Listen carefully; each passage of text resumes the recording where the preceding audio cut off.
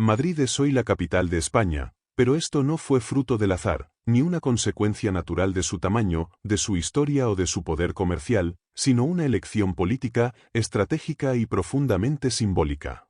Para entender por qué esta ciudad, situada en el corazón de la península ibérica, llegó a ser el centro del poder español, hay que retroceder al siglo XVI, a una España en plena expansión imperial, con territorios en América, Europa, África y Asia, y una monarquía que aún no tenía un punto fijo desde donde gobernar.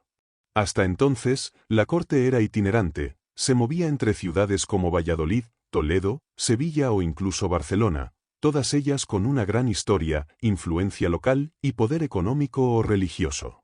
Pero esa misma fuerza que tenían era su problema, cada una arrastraba consigo intereses regionales, élites con aspiraciones, conflictos propios y en muchos casos, una excesiva independencia del poder central.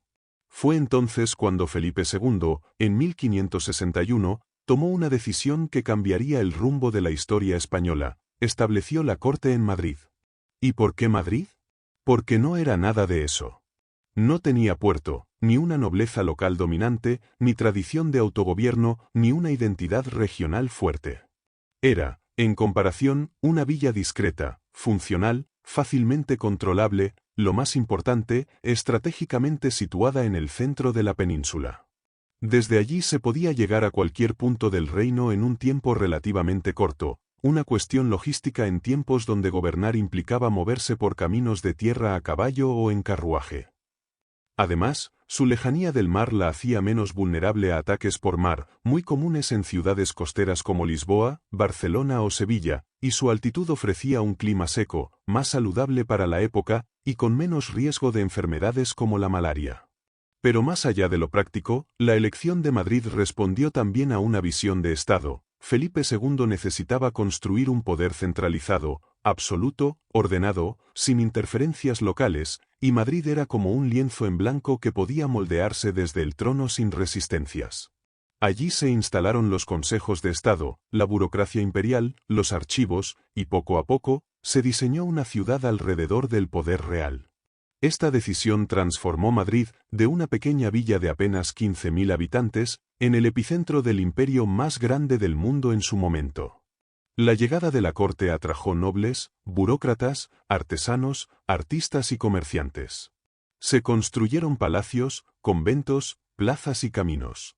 Madrid creció, no por vocación mercantil, ni por conexión internacional, sino por ser la ciudad del poder. Y esta centralidad se consolidó con el tiempo. Con la llegada de los Borbones en el siglo XVIII, se reforzó aún más el modelo centralista, al estilo francés, y Madrid se convirtió en sinónimo del Estado, mientras que otras regiones quedaban subordinadas al diseño político y económico dictado desde la capital. Esta decisión, sin embargo, tuvo un coste geopolítico dentro de España. Las grandes ciudades periféricas, como Barcelona, Bilbao, Valencia o Sevilla, empezaron a desarrollar sentimientos de agravio o exclusión. Mientras Madrid acumulaba instituciones, recursos e infraestructuras, otras zonas sentían que el modelo radial, en el que todo parte de la capital y regresa a ella, limitaba su desarrollo autónomo.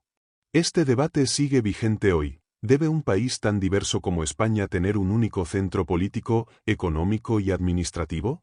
¿O habría sido mejor apostar por una capital más abierta al mar, más conectada con el mundo atlántico o europeo, como Sevilla o Barcelona? Incluso hubo propuestas, como durante la Segunda República, de descentralizar el poder o trasladar la capital, pero nunca prosperaron. Hoy, más de 450 años después, Madrid es una metrópolis europea, con más de 6 millones de habitantes en su área metropolitana, sede del gobierno, del Parlamento, de los tribunales supremos, de los principales medios de comunicación y del mayor aeropuerto del país.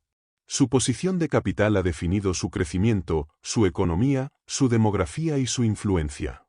Pero también ha creado tensiones con las regiones que reclaman más autogobierno, más inversión o una redistribución del poder político. La historia de Madrid como capital es la historia del Estado moderno español, una búsqueda de orden, control y eficiencia, a veces en detrimento de la pluralidad, la diversidad y el equilibrio territorial. La pregunta que surge es si, en un mundo global, descentralizado, interconectado y digital, ¿Sigue teniendo sentido ese modelo heredado del siglo XVI, o si España debería repensar el papel de su capital y cómo distribuye el poder? Madrid no fue elegida por ser la ciudad más rica, más histórica o más influyente, sino por lo que no era, un lugar sin interferencias, sin oposición, sin identidad propia fuerte. Fue una decisión funcional que sirvió a un momento concreto, pero cuyos efectos se arrastran hasta hoy.